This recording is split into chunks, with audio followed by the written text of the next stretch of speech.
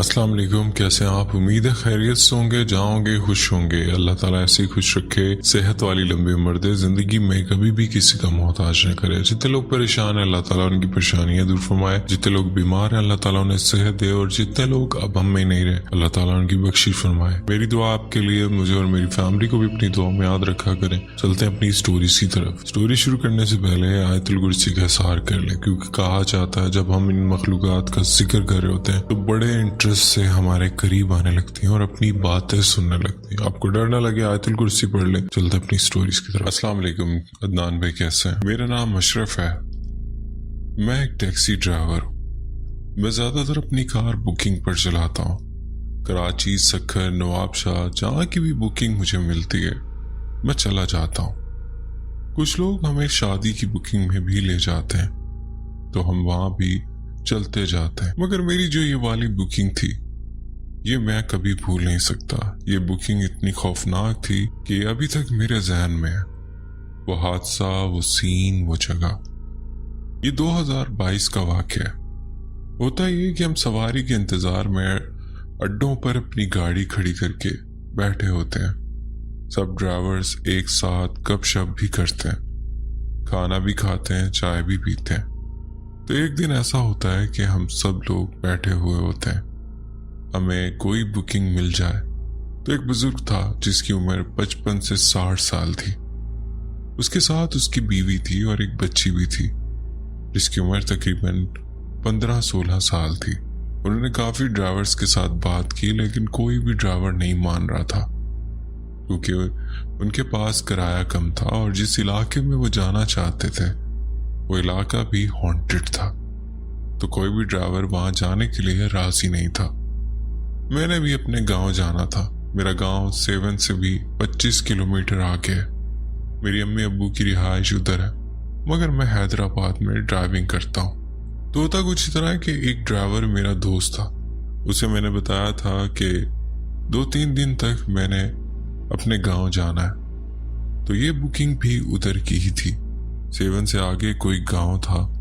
तो वो ड्राइवर उनको मेरे पास ले आया। ये चाचा जी हैं, इनके पास बुकिंग के हिसाब से किराया थोड़ा है। आपने अपने गांव तो जाना ही है तो आप इसे अपने साथ ले जाओ और आप अपने गांव भी हो आना। तो मैंने कहा कि ठीक है। और जब मैंने किराया पूछा तो वो कुछ कम दे रहे थे। क्योंकि मैंने अपने गांव जाना था तो मैंने सोचा कि जाना तो मैंने वैसे भी है तो मैं इन्हें भी साथ ले जाता हूँ। खैर मैंने इन्हें गाड़ी में बिठाया। 4:30 बजे का टाइम था।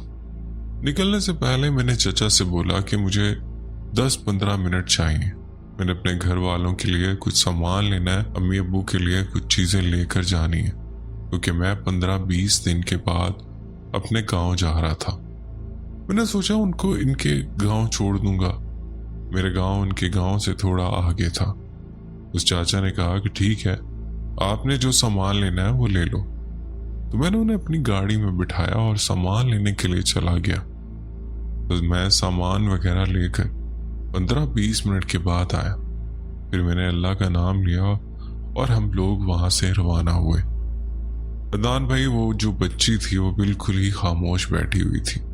ना तो वो कोई बात कर रही थी और ना ही किसी बात पर कोई रिस्पॉन्स दे रही थी।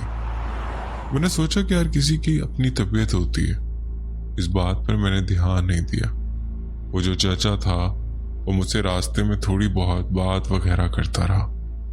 मैंने चाचा से पूछा कि आप गाड़ी बुक करवा कर क्यों जा रहे हो, जबकि आपके पास पैसे भी कम है, तो आप लोग लोकल में चले जाते। उन्होंने कहा बेटा तुम्हारी बात ठीक है, मगर जो हमारा गांव है वो मेन सड़क से 30-40 किलोमीटर आगे है। वो कच्चा इलाका है और वहां पर कोई सवारी नहीं जाती और रात के टाइम तो बिल्कुल भी नहीं। तो इसलिए मजबूरन हमें गाड़ी बुक करवा कर जाना पड़ रहा है। मैंने कहा कि चलें चाचा, ठीक है, कोई मसला नहीं, मेरा गांव भी सेवन से आगे है। तो इस तरह से हमारी बातचीत चलती रही। अब मगरिब की अजान हो रही थी और हमें रास्ते में ही 5:45 बज गए थे। मैंने वहां पर एक ढाबा देखा और गाड़ी साइड पर लगाई। मैंने अपने लिए चाय ली और सोचा कि पता नहीं चाचा के पास इतने पैसे हैं कि नहीं। और फिर मैंने उनके लिए भी बिस्किट और चाय ली। اب وہ جو بچی تھی وہ بالکل ہی خاموش تھی، وہ کوئی بات نہیں کر رہی تھی، نہ کہہ رہی تھی کہ مجھے یہ چیز چاہیے یا مجھے وہ چیز چاہیے۔ وہ بالکل خاموش چپ چاپ بیٹھی ہوئی تھی۔ وہ درمیان میں بیٹھی ہوئی تھی اور اس کے امی ابو دونوں سائڈ پر بیٹھے ہوئے تھے۔ خیر میں نے بھی چائے پی اور انہیں بھی چائے پلائی اور پھر ہم آگے کے لیے سفر پر روانہ ہوئے۔ حیدرآباد سے ان کے گاؤں کا سفر 2-2.5 گھنٹے کا ہے۔ ہم لوگوں نے تقریباً 1 گھنٹے سے زیادہ کا سفر کر لیا تھا۔ تقریباً 1 یا 1.25 گھنٹے کا سفر باقی تھا۔ مغرب اذان بھی ہو چکی تھی، اندھیرا بھی ہو رہا تھا اور وہ سردیوں کا ٹائم تھا، نومبر یا دسمبر کا مہینہ تھا۔ پہلے تو ہائی وے پر گاڑی آ جا رہی تھی، مگر پھر جب ان کے کچے والا راستہ شروع ہوا تو وہاں پر ایک بورڈ لگا ہوا تھا۔ چچا نے کہا کہ اس سائڈ پر موڑ لو۔ میں نے کہا ٹھیک ہے چچا۔ جیسے ہم ہائی وے سے نیچے اترے اور 5-10 کلومیٹر آگے گئے تو اچانک سے اس لڑکی کی طبیعت خراب ہونے لگی، وہ بہت عجیب بے چین ہونے لگی۔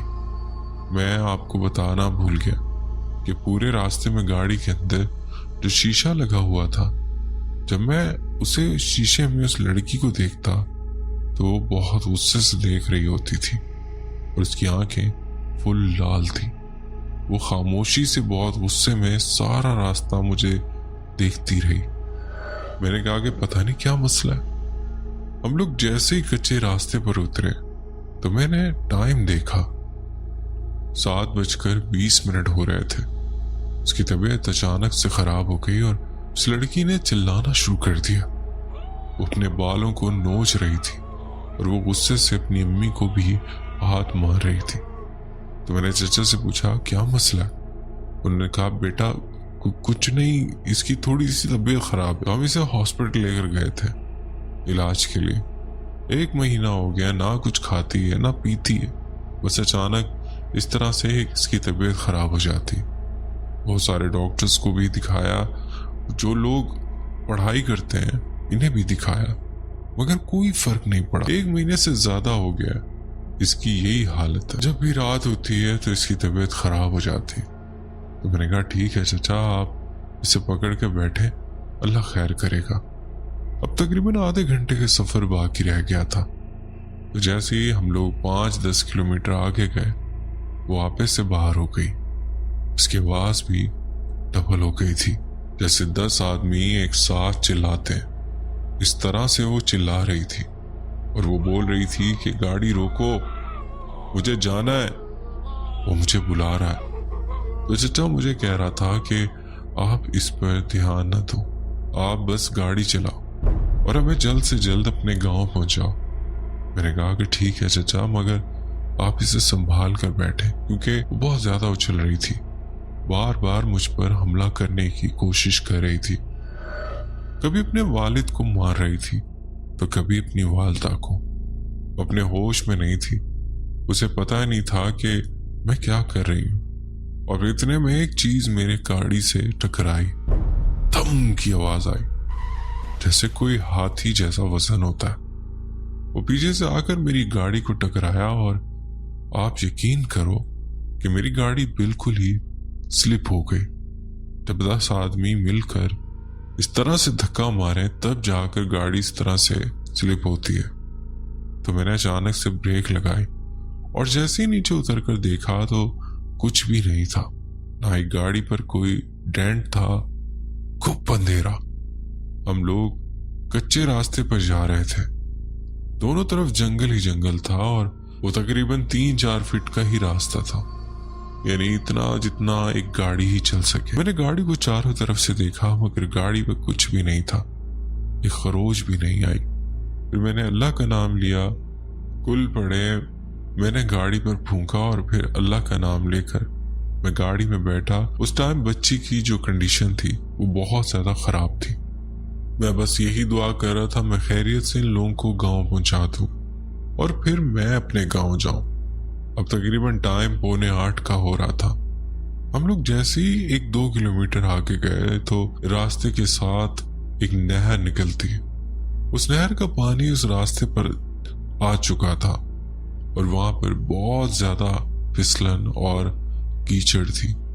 मेरी गाड़ी वहां पर बहुत ज्यादा फिसल रही थी। मेरी गाड़ी आगे मूव ही नहीं हो रही थी। तो अदनान भाई मुझे नीचे उतरना पड़ा। मेरे पाँव भी कीचड़ में खराब हो गए। वहां पर कोई बंदा भी नहीं था मदद के लिए। फिर मैंने चचा से बोला कि चचा आप नीचे उतर आओ और हम गाड़ी को थोड़ा धक्का लगाते हैं और गाड़ी को कीचड़ से निकालते हैं। मगर उस कीचड़ में हमारे अपने पाँव भी फिसल रहे थे, तो गाड़ी को धक्का कहाँ से लगना था। इतने में वो लड़की चिल्लाते हुए गाड़ी का दरवाजा खोलती है और जंगल की तरफ भागना शुरू कर देती है। और अदनान भाई वो इंसान की तरह टांगों से नहीं दौड़ रही थी। वो जो मंजर मैंने देखा वो मैं आपको बयान नहीं कर सकता। मुझे समझ नहीं आ रही थी कि मैं कहाँ पर हूँ। क्या मैं कोई ख्वाब देख रहा हूँ या ये कोई हकीकत है। वो अपने हाथों और पांव दोनों से चल रही थी, बल्कि भाग रही थी। उसकी स्पीड इतनी तेज थी कि अगर कोई आम इंसान अपनी टांगों पर भागे तो तब भी इसको ना पकड़ सके। जब वो गाड़ी से निकलकर भागी तो उसके जो वालिद थे वो भी चिल्लाते हुए उसके पीछे भागे। उसकी वालदा भी परेशान हो गई, वो भी उसके पीछे भागी। अब मैं वहां पर अकेला रह गया था और मेरी गाड़ी भी वहां पर फंसी हुई थी। मैंने सोचा मुझे इनकी मदद करनी चाहिए, तो मैं भी उनके पीछे भागा। गाड़ी में चाबी लगी हुई थी, मैंने गाड़ी लॉक भी नहीं की थी और मैं भी उनके पीछे भागा। अदनान भाई वो इलाका ऐसा है कि वो बहुत खतरनाक है। वहां पर डाकुओं का बहुत ज्यादा खतरा होता है। वो लोगों से मोबाइल, गाड़ी, मोटरसाइकिल, पैसे सब कुछ छीन लेते हैं। मैं भी बिना कुछ सोचे समझे अचानक उनके पीछे भाग पड़ा उनकी मदद करने के लिए। ना मैंने कुछ सोचा, ना मैंने गाड़ी को देखा कि वो लॉक है या नहीं। तो मैं भी उनके पीछे था और वो लोग जंगल में घुस गए। वो इतने सालों पुराने दरख्त, वहां पर लाइट का भी कोई इंतजाम नहीं और वो चांद की जो एक हल्की सी रोशनी होती है उस जंगल में वो रोशनी तक नहीं थी। अदनान भाई जान इलाका, ऊपर से जंगल, मुझे किसी का नाम पता भी नहीं पता था। दूर दूर तक ना बंदा ना बंदे की जात। मैं चचा को आवाज दे रहा था। मैं पूरे जंगल में चिल्ला कर इन्हें पुकारता, उनको बुलाता रहा, मगर कोई आवाज नहीं, कोई शोर नहीं। तो मैं भी जंगल के काफी अंदर चला गया। मुझे ऐसा महसूस हो रहा था जैसे चारों तरफ से कोई चीज मुझे फॉलो कर रही है, जो अचानक से मुझ पर हमला करके मुझे पकड़ लेगी। कभी कदमों की आवाज महसूस होती तो कभी ऐसा लगता जैसे परिंदे उड़ रहे हैं। मैं खौफ से डर रहा था। मैं जैसे ही थोड़ा सा आगे गया मेरी नजर उस बच्ची पर पड़ती है। उसके बाल खुले हुए थे। उसने एक हाथ से दरख्त की शाख को पकड़ा हुआ था। उसका एक हाथ और पांव नीचे लटक रहा था और वो एक हाथ से इस दरख्त को झूल रही थी। नान भाई जब मैंने ये मंजर देखा तो मेरे रोंगटे खड़े हो गए। मुझे कुछ समझ ना आया कि अब मैं क्या करूं, भागूं या किसी को आवाज दूं। उस टाइम मैं बिल्कुल खामोश था। मैं सिर्फ उस बच्ची को देख रहा था। वहां पर घास और झाड़ियां वगैरह भी थी। अगर कोई आदमी उनमें लेट जाए या छुप जाए तो वो किसी को नजर नहीं आ सकता। तो जब मेरी नजर उस बच्ची पर पड़ी तो मैं खौफ से वहीं झाड़ी में घास के ऊपर लेट गया। वहां पर काफी ज्यादा ठंड हो रही थी। मेरे पास कोई जैकेट वगैरह भी नहीं थी जो मैंने पहनी हुई थी। खैर मैंने वहां पर खुद को छुपा लिया। तकरीबन आधा घंटा गुजर गया और वो बच्ची उसी तरह से एक हाथ से झूल रही थी। मैं कोई भी आवाज नहीं निकाल रहा था। मैंने सोचा अगर मैं चचा को बुलाता हूं तो ऐसा ना हो कि ये मुझे देख ले और मुझ पर हमला कर दे। तो मैं खौफ से वहीं लेटा रहा। जो याद मुझे आती थी वो पढ़ता रहा। उस टाइम मैं सोच रहा था कि इससे तो अच्छा होता कि मैं आता ही ना। मुझसे गलती हो गई है। मुझे ऐसा लग रहा था कि इस रात मैं जिंदा नहीं बच सकूंगा। ये बच्ची किसी भी टाइम मुझ पर हमला करेगी और मुझे मार देगी। तकरीबन आधे घंटे के बाद उसने नीचे जंप मारा और वो फिर से भागना शुरू हो गई। अपने हाथों और पांव से मैं कलमात वगैरह पढ़ते हुए ऊपर उठा और इधर उधर देखा। मुझे कोई भी नजर नहीं आ रहा था, ना वो चचा नजर आ रहा था और ना ही वो चाची। फिर मैं हिम्मत करके उसे आवाज दे रहा था कि बहन जी आप कहाँ हो, इधर गाड़ी में बैठो, मेहरबानी करो। जिस तरफ वो भागी थी मैं भी उसी तरफ गया और थोड़ा आगे जाकर देखा तो वो एक जगह पर नीचे बैठी हुई थी और ऐसा लग रहा था जैसे वो कोई चीज खा रही है। हड्डियां चबाने की आवाज आ रही थी। तो मैं फिर से वहां पर खड़ा हो गया। मैंने कहा अगर मैं इसे आवाज दूंगा तो ऐसा ना हो ये मुझ पर हमला कर दे। मैं डर भी रहा था और उनकी मदद भी करना चाह रहा था। अब पता नहीं वो चचा और चाची कहाँ गुम हो गए थे। तो फिर जैसे ही हिम्मत करके मैंने हल्की आवाज में उसे बुलाया, बहन जी। उसने अपनी गर्दन मेरी तरफ की। नान भाई मैं आपको क्या बताऊं, उस टाइम मेरी क्या हालत थी, मुझे कुछ भी समझ नहीं आ रहा था। पता नहीं उसके चेहरे को क्या हो गया था। मैंने जैसे ही उसे देखा तो मैंने वहां से पीछे भागना शुरू किया, मगर मुझे ऐसा लग रहा था जैसे किसी ने मुझे पीछे से पकड़ा हुआ और मैं भाग नहीं पा रहा था, ना ही मेरी आवाज निकल रही थी। मैंने अपनी आंखें बंद की और जो कलिमात मुझे आते थे मैंने पढ़ना शुरू कर दिया। और फिर मैंने आंखें खोल कर देखा तो वो चचा और चची भी भागते हुए उसी तरफ आ रहे थे। तो मैंने उन्हें बताया कि आगे बच्ची इस तरफ बैठी हुई है। फिर हम तीनों ने उसे पकड़ा और उस टाइम मेरे जहन में आया मैंने तो अपनी गाड़ी भी लॉक नहीं की और मुझे ये भी समझ नहीं आ रहा था कि मैंने अपनी गाड़ी किस साइड पर खड़ी की है। अब उस चचा और चची ने बच्ची को पकड़ा हुआ था और वो चचा कुछ कलिमात भी पढ़ रहा था। बच्ची उस टाइम भी होश में नहीं थी, मगर वो जबरदस्ती उस बच्ची को पकड़े हुए थे, उसे लेकर आ रहे थे और मैं भी थोड़ी सी मदद कर रहा था। अब हमें ये समझ नहीं आ रहा था कि गाड़ी किस साइड पर खड़ी है। और फिर अचानक से गाड़ी का हॉर्न बजने लगा।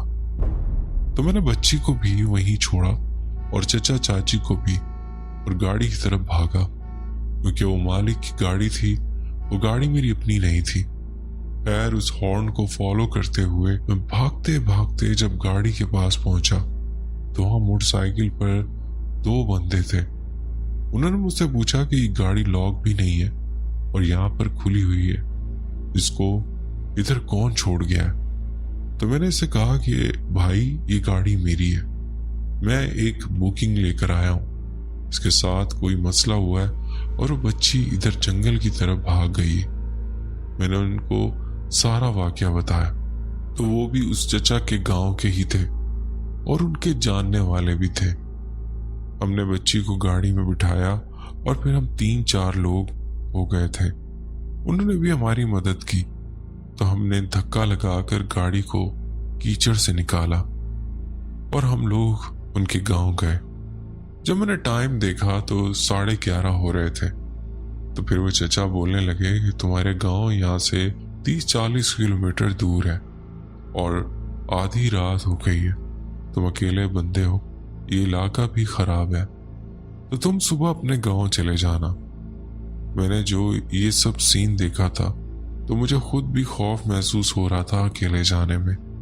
तो मैंने कहा ठीक है चचा, मैं एक रात इधर ही आप लोगों के पास ठहर जाता हूँ, सुबह होते ही मैं यहाँ से निकल जाऊंगा। अदनान में वो सिंधी लोग थे तो उन्होंने मेरे घर में तो जगह नहीं दी। बाहर की तरफ उनकी एक बैठक थी, खुले इलाके में जंगल वाली साइड की तरफ। वहां पर उन्होंने मुझे एक चारपाई दी, उन्होंने मुझे खाना वगैरह भी खिलाया और मुझसे माजरत भी की कि बच्ची के साथ इस तरह का मसला था, हम लोग इसीलिए इधर गए थे। आमिल और डॉक्टर के पास हमने बच्ची को काफी जगहों पर दिखाया। फिर मैंने भी इन्हें अपना नंबर दिया। मेरे भी कुछ जानने वाले आमिल हैं जो इस चीज को पकाएंगे और इस पर पढ़ाई करेंगे। खैर अदनान भाई उन्होंने मुझे वो खाना वगैरह खिलाया, थोड़ी बहुत गपशप की और आधे घंटे बाद वो लोग चले गए और फिर मैं वहां अकेला ही था। चारपाई पे मुझे सारी रात नींद नहीं आई। ऐसा लग रहा था जैसे उन झाड़ियों में से कोई मुझे देख रहा है। कभी मेरी चारपाई हिलती थी, کبھی کوئی میرے کمبل کو کھینچتا تھا، اور صبح تقریباً فجر کے ٹائم 1-2 گھنٹے کے لیے میری آنکھ لگی اور اس لڑکی کا الگ سے خوف تھا۔ عدنان بھائی، یہ تھی میری کہانی۔ مجھے امید ہے کہ آپ اور آپ کے سننے والوں کو ضرور پسند آئے گی۔ اللہ حافظ۔ تو بہت شکریہ، آپ نے اپنی سٹوری ہم سے شیئر کی۔ بڑھتے ہیں ایک اور سٹوری کی طرف۔ السلام علیکم عدنان۔ کبھی کبھی زندگی کچھ لمحات انسان کو اس کی موت دکھا دیتے ہیں۔ انسان ایسا تجربہ کر لیتا ہے کہ موت کے قریب جا کر کے وہ اپنے ہوش و حواس کھو دیتا ہے۔ زندگی کا کوئی بھروسہ نہیں، کسی بھی وقت ختم ہو سکتی ہے۔ انسان کو ہمیشہ 5 وقت کی نماز پڑھنی چاہیے اور قرآن کی آیات کا ورد کرتے رہنا چاہیے، تاکہ جب آخری لمحے آئیں تو وہ اچھے گزر جائیں۔ اللہ پاک آپ کو خوش رکھے اور ہمیں بھی اپنی رحمتوں میں رکھے۔ آپ بھی دعا کیجیے گا۔ آپ کی کہانیاں سننا اب زندگی کا ایک حصہ بن چکا ہے۔ اگر کبھی آپ کو کہانی نہ سنوں تو نیند نہیں آتی، چاہے صبح 6 بجے رائڈ پہ جانا ہو۔ میں رات کے 4 بجے تک جاگتا رہتا ہوں، جب تک آپ کی کہانی نہ سن لوں نیند نہیں آتی۔ اللہ پاک تمام سننے والوں کو اپنی پناہ میں رکھے، اور اگر کوئی بندہ کالا جادو یا کسی اور مصیبت میں پھنسا ہوا ہے تو صرف اللہ سے امید رکھے۔ جس رب نے حضرت یوسف علیہ السلام کو کنویں سے نکالا، کیا وہ تمہیں تمہاری مصیبت سے نہیں نکال سکتا؟ بے شک وہ ہر چیز پر قادر۔ ہم رائڈرز کی زندگی آسان نہیں ہوتی۔ اکثر کبھی بائک میں کوئی مسئلہ آ جاتا ہے، کبھی بریکس خراب ہو جاتی ہیں، کبھی سیٹ پر بیٹھ کر کمر میں درد ہو جاتا ہے، لیکن پھر بھی ہم ہمت نہیں ہارتے۔ تمام سننے والوں سے گزارش ہے کہ ہمارے لیے اور باقی تمام رائڈرز کے لیے دعا کریں، اللہ ہمارے لیے آسانیاں پیدا کرے۔ میں فیصل آباد سے ہوں، کچھ وجوہات کی وجہ سے اپنا نام اور عمر نہیں بتا سکتا، بس اتنا سمجھ لیجئے گا کہ میں ابھی جوانی کی ابتدائی میں ہوں۔ ابھی 1 سال ہوا ہے کہ میرا شناختی کارڈ بنا ہے۔ زندگی نے مجھے ایک ایسے موڑ پر لا کھڑا کیا ہے جہاں بہت کچھ سکھا دیا۔ اللہ پاک نے مجھے بہت خوبصورت بنایا ہے۔ میں اپنی تعریف نہیں کر رہا، مگر یہ سچ ہے۔ آج سارا دن میں مصروف رہا، وقت نکالنا مشکل ہو گیا تھا۔ عام طور پر میں صبح یا دوپہر کے وقت ایک on line app per ride کرتا ہوں، مگر آج شام کو نکلا۔ سوچا تھا کہ آج زیادہ دیر نہیں کروں گا، جلدی گھر واپس آ جاؤں گا۔ امی ہمیشہ کہتی ہیں کہ رات گئے تک باہر نہ رہا کرو۔ میں نے 2 رائڈ مکمل کر لی تھی اور ارادہ کیا کہ تیسری رائڈ آج کی آخری ہوگی۔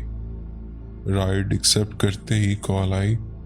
سامنے سے ایک آنٹی بولی، بیٹا آپ حلال روڈ چلے جائیں، میں آپ کو ایک نمبر بھیجتی ہوں، وہاں سے آپ کو کچھ کھانے کو دیا جائے گا، وہ لے کر آ جانا۔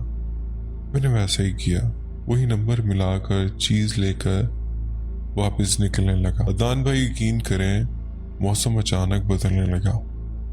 رات کا وقت تھا، ٹھنڈ کچھ ایسی تھی جیسے جنوری کا مہینہ۔ میں نے آدھی آستین کی ٹی شرٹ پہنی ہوئی تھی۔ اچانک مجھے ایسا محسوس ہوا جیسے کسی نے میرا نام پکارا ہو۔ میں ہیلمٹ پہنے ہوئے تھا، مگر پھر بھی آواز صاف سنائی تھی۔ ایک لمحے کو میں ٹھٹک گیا کہ آخر یہ کیسے ممکن ہے۔ میں دل میں استغفار اور قرآن آیات پڑھتا رہا۔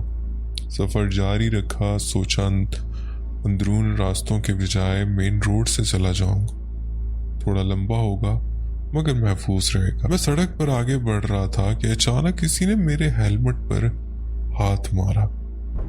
میں فوراً چونک گیا، ادھر ادھر دیکھا لیکن وہاں کوئی نہیں تھا۔ ارد گرد مکمل خاموشی۔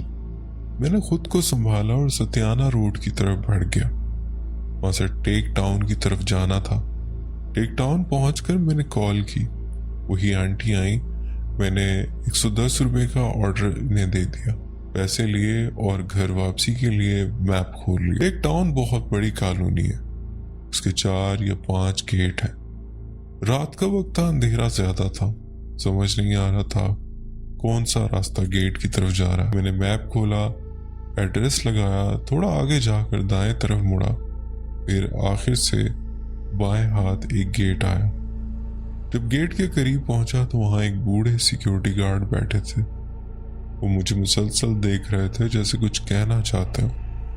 میں نے سلام کیا، انہوں نے دھیمی آواز میں جواب دیا۔ میں نے وقت ضائع کیے بغیر آگے بڑھنے کا فیصلہ کیا اور گیٹ سے باہر نکل آیا۔ باہر نکلا تو سامنے ایک سیدھی لمبی سڑک تھی، اندازاً ½ کلومیٹر لمبی۔ میری بائک کی لائٹ کے سوا کچھ دکھائی نہیں دے رہا تھا۔ آگے جہاں سڑک ختم ہو رہی تھی وہاں مین روڈ تھا، جہاں سے کبھی کبھار گاڑیوں کی روشنی آتی۔ باقی پورا علاقہ اندھیرے میں ڈوبا ہوا تھا۔ ایک لمحے کو تو دل چاہا واپس مڑ جاؤں، مگر پھر خیال آیا کہ واپسی کا راستہ بہت لمبا ہو جائے گا۔ میں پہلے ہی طویل راستے سے آیا تھا، اس لیے دل مضبوط کیا اور آگے بڑھا۔ میں نے آیت الکرسی پڑھی اور آگے بڑھ گیا۔ تقریباً 100 میٹر آگے گیا کہ اچانک مجھے آواز آئی اور میری بائک کی رفتار خود بہت کم ہو گئی۔ میں ریس دے رہا ہوں مگر بائک تیز ہونے کی بجائے سست ہوتی جا رہی تھی۔ میں نے اوپر آسمان کی طرف دیکھا، دل سے ایک ہی جملہ نکلا، اللہ اگر یہی میرا وقت ہے تو مجھے معاف کر دینا۔ میں نے سائیڈ کی طرف دیکھا تو وہاں 2 آنکھیں چمکتی ہوئی نظر آئیں۔ پورا راستہ سنسان اور مٹی والا تھا، دونوں طرف جھاڑیاں اور درخت ایسے لگ رہے تھے جیسے جنگل ہو، مگر وہ جنگل نہیں تھا۔ گیٹ نمبر تو یاد نہیں مگر نقشے پر صرف آؤٹر اتنا لکھا تھا۔ میں نے سامنے دیکھا، کلمہ پڑھا اور بائک اچانک تیز دوڑنے لگی۔ میں نے پوری رفتار سے وہاں سے نکلنے کی کوشش کی۔ وہ روڈ ختم ہوتے ہی میں واپس ستیانہ روڈ پر آ گیا، وہاں سے گھر کی طرف نکل پڑا۔ تھوڑا آگے پہنچا تو ٹریفک بہت زیادہ جام ملی۔ فش فارم کے قریب پہنچا تو سوچا کہ یہ راستہ لمبا ہے، چلو فش فارم والی سائڈ سے شارٹ کٹ لے لیتا ہوں۔ وہ راستہ واقعی چھوٹا تھا مگر رات کے وقت ایسا لگ رہا تھا جیسے کوئی ہارر مووی کا منظر۔ سنسان اندھیرے میں ڈوبا ہوا ایک طویل سڑک جس پر صرف میری بائک کی آواز گونج رہی تھی۔ میں نے بائک تیز دوڑائی کہ اچانک ایک بڑا سا سپیڈ بریکر آ گیا۔ میں نے فوراً بریک لگائی، بائک جھٹکے سے رکی اور فوراً بند ہو گئی۔ اس لمحے دل سے ایک ہی خیال گزرا، اب اللہ کے سوا کوئی نہیں بچا سکتا۔ نہ کوئی بندہ گزرا تھا نہ کوئی گاڑی، ارد گرد صرف اندھیرا تھا۔ میرے پاس صرف میری نئی ہونڈا 70 تھی، پیٹرول آدھی سے زیادہ ٹینکی میں موجود تھا۔ میں نے بار بار بائک سٹارٹ کرنے کی کوشش کی مگر وہ سٹارٹ نہیں ہوئی۔ اچانک میرے پاس سے ایک ٹھنڈی ہوا کا جھونکا گزرا، ایسی ٹھنڈی جو سیدھی ہڈیوں میں اتر گئی۔ اسی لمحے مجھے احساس ہوا کہ یہاں شاید اللہ کی دوسری مخلوق بھی موجود ہے۔ میں نے ہیلمٹ اتارا، اللہ کا نام لیا اور بلند آواز میں سلام کیا۔ میں نے کہا اگر کوئی ہے تو براہ کرم مجھے تنگ مت کرو، میں پہلے بھی بہت مشکل سے بچا ہوں۔ ابھی سپیڈ بریکر پر گرنے سے بال بچا، پہلے بھی مجھ سے ایسا واقعہ ہو چکا ہے، براہ کرم مجھے تنگ نہ کرو، میں مجبور ہوں۔ اتنا کہنے کے بعد مجھے ایسا محسوس ہوا جیسے کسی نے میرے کان کے بالکل قریب سانس لی ہو۔ فیصل آباد والے لوگ جانتے ہوں گے، ملت چوک والا روڈ، فش فارم اور چھوٹی گیٹ کے پاس نہر والی سڑک رات کو کتنی ویران ہوتی ہے، نہ کوئی بندہ نہ بندے کی ذات، بس کبھی کبھار کوئی گاڑی تیزی سے گزرتی ہے اور وہ بھی شاذ و نادر، مگر اس رات کو تو کوئی بھی نہیں گزر رہا تھا۔ میں ایک طرف سڑک کے کنارے ہوا، استغفر اللہ پڑھتا رہا، دل کو تسلی دیتا رہا، خود سے کہتا رہا جب اللہ نہ چاہے تو کوئی بھی نہیں کر سکتا، اگر اس نے موت لکھی ہے تو دنیا کا کوئی پیر بابا یا ڈاکٹر بھی نہیں بچا سکتا۔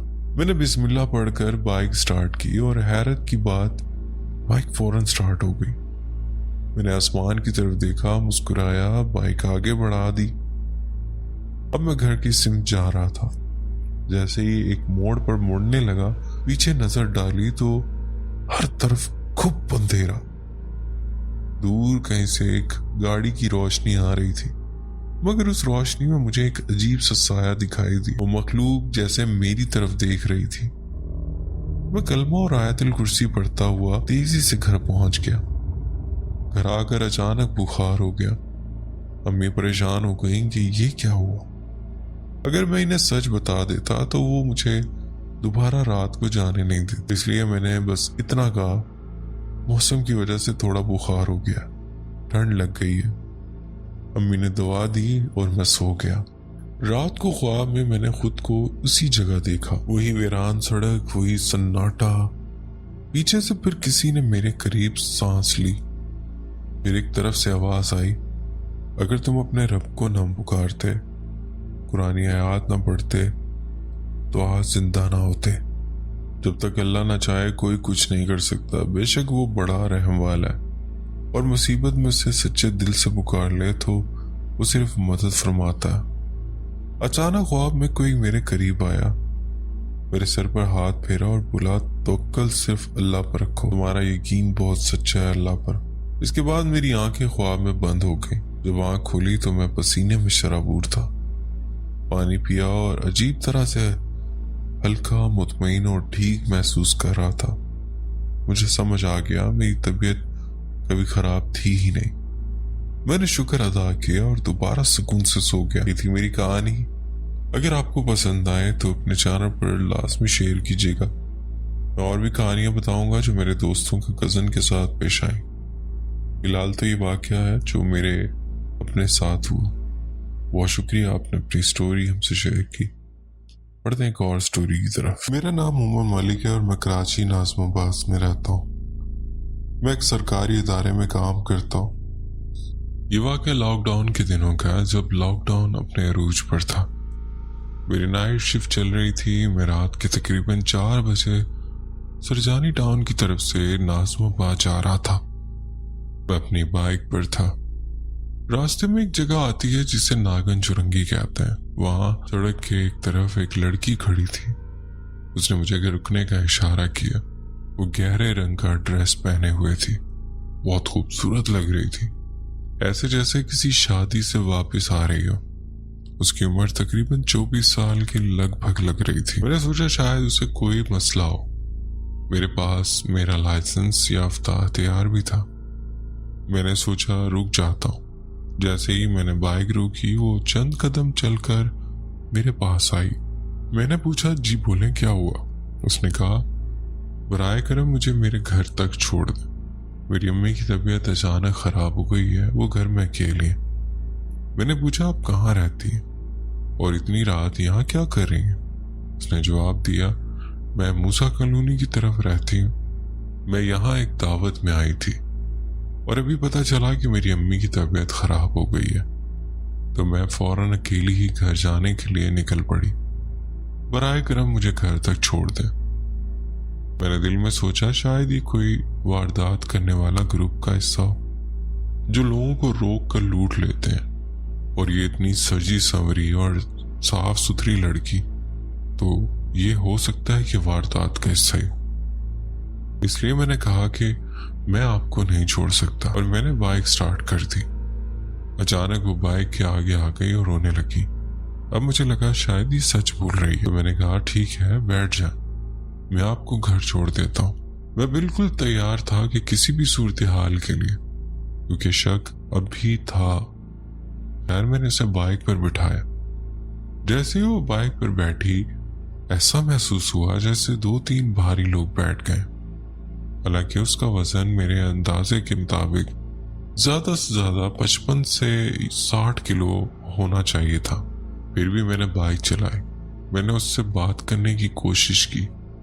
पूछा, आपके भाई कहाँ हैं और क्या करते हैं? मगर उसने कोई जवाब नहीं दिया। मैं जल्दी में था, बाइक तेज रफ्तार से चला रहा था। रास्ते में 1-2 जगह जब वो मुझसे हल्की सी टच हुई तो अदनान भाई, उसका जिस्म बर्फ से भी ज्यादा ठंडा। मुझे ये बात कुछ अजीब सी लगी।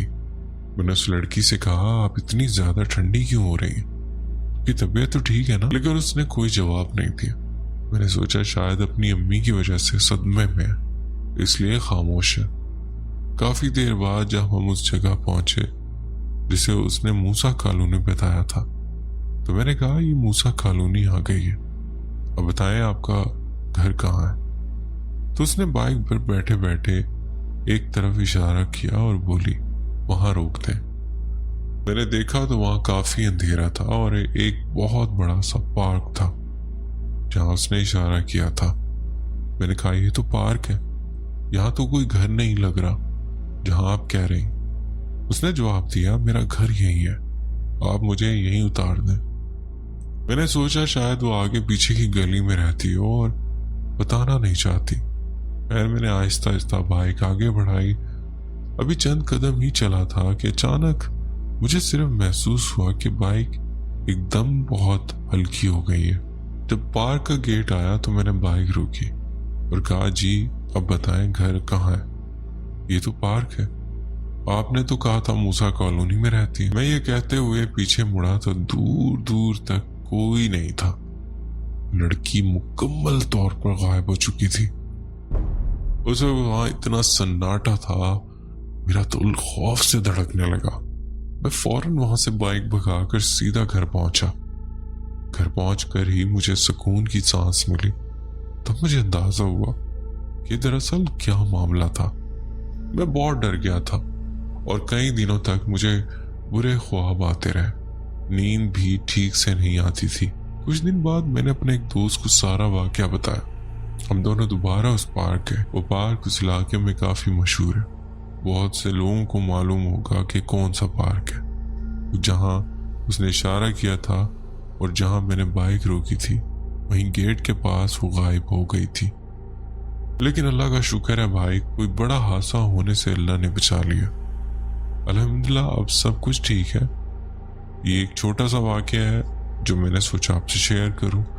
بہت شکریہ، آپ نے اپنی سٹوری شیئر کی۔ پڑھتے ہیں ایک اور سٹوری۔ میرا گھر ندی گرام میں، یہ جگہ پہلے گاؤں ہوا کرتی تھی، لیکن 2016 میں ہمارے وزیر اعلیٰ نے اسے سٹی شہر کا درجہ دیا۔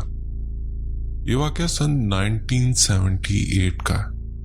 یہ کہانی میرے دادا جی کی ایک جیجا کے ساتھ پیش آئی تھی۔ یہ منگل کے دن شام تقریباً 5:25 کا وقت تھا۔ میرے دادا جی کے جیجا اپنی کھیت سے کام ختم کر کے گھر جا رہے تھے۔ انہیں گھر جانے کے لیے کھیت کے بعد ایک درختوں والا چھوٹا سا جنگل پار کرنا پڑتا تھا۔ وہ جنگل کا علاقہ بھی انہی کا اپنا تھا۔ اس جنگل میں ایک نالی تھی جس نالی سے بیت الخلا گندا پانی اور فضلہ نکل کر سیدھا ندی میں بہا دیا جاتا تھا۔ کیونکہ اس زمانے میں اتنے اچھے باتھ روم نہیں ہوا کرتے تھے، لوگ مٹی اور اینٹوں سے بنے سادہ گھروں میں رہتے تھے۔ بات یہ کہ وہ آدمی جب کھیت کا کام ختم کر کے گھر جا رہا تھا اور اس درخت والے جھاڑی دار جنگل سے گزر رہا تھا تو اسے جنگل کی طرف سے ایک عجیب آواز سنائی دی۔ آواز بالکل ایسی تھی جیسے کوئی عورت ہاتھوں میں چوڑیاں پہنے پانی میں کچھ کہہ رہی ہو۔ یہ آواز آہستہ آہستہ تیز ہوتی گئی۔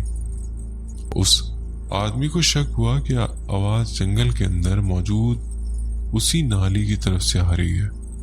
وہ ذرا ہمت کر کے اندر گیا اور دیکھا ایک عورت لال جوڑے میں بالکل نئی دلہن کی طرح سجی ہوئی ہے اور بیٹھی۔ وہ پورے جسم پر سونے کے زیور پہنے ہوئے تھی، لیکن وہ نالی کے بیچوں بیچ بیٹھی گندگی کھا رہی تھی۔ وہ آدمی بار بار آواز دیتا رہا مگر وہ ذرا بھی نہ رکی، نہ ہی پیچھے مڑی۔ جب وہ ذرا قریب گیا اور اس کا چہرہ دیکھا تو خوف سے اس کی جان نکل گئی۔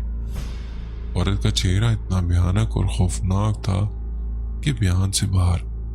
وہ عورت لمبی چوڑی موٹی جسامت والی تھی۔ اس آدمی نے فوراً آیت الکرسی پڑھنا شروع کر دیا۔ جیسے اس چڑیل نے یہ پڑھائی سنی وہ زور زور سے بھاگنے لگی۔ بھاگتے ہوئے اس کے پیروں میں پائل کی چھن چھن کی آواز آ رہی تھی جو اتنی ڈراؤنی تھی کہ دل دہل جائے۔ وہ عورت بھاگتے بھاگتے اچانک اس آدمی کے سامنے غائب ہو گئی۔ اس واقعے کے بعد وہ آدمی پورے 5 دن تک تیز بخار میں مبتلا رہا۔ بعد میں مولوی صاحب کو بلایا گیا، دم کروایا گیا، تب وہ ٹھیک ہوا۔ یہ سارا واقعہ اس آدمی نے خود مولوی صاحب کو اور اپنی بیوی کو سنایا اور بعد میں وہ خود ہمارے گھر آ کر اس واقعے کا ذکر کر چکا تھا۔ تو یہ تھی سٹوری، امید ہے آپ کو پسند آئے گی۔ بہت شکریہ، آپ نے اپنی سٹوری ہم سے شیئر کی۔ تو دوستوں امید ہے آج کی سٹوریز آپ کو پسند آئی ہوں گی. سٹوریز پسند آئی ہوں تو ویڈیو کو لائک کرنا نہ بھولیے گا, اور اگر آپ چینل پہ نئے تو چینل بھی سبسکرائب کر لیں, بیل آئیکن پریس کر کے آل کا نوٹیفیکیشن آن کر لیں. اس سے ہوگا ہی کہ آپ میری یوٹیوب فیملی کا حصہ بن جائیں گے. میری سٹوریز کے نوٹیفیکیشنز آپ تک پہنچتے رہا کریں گے. اپنا خیال رکھیے گا, دعا میں یاد رکھیے گا. اللہ حافظ.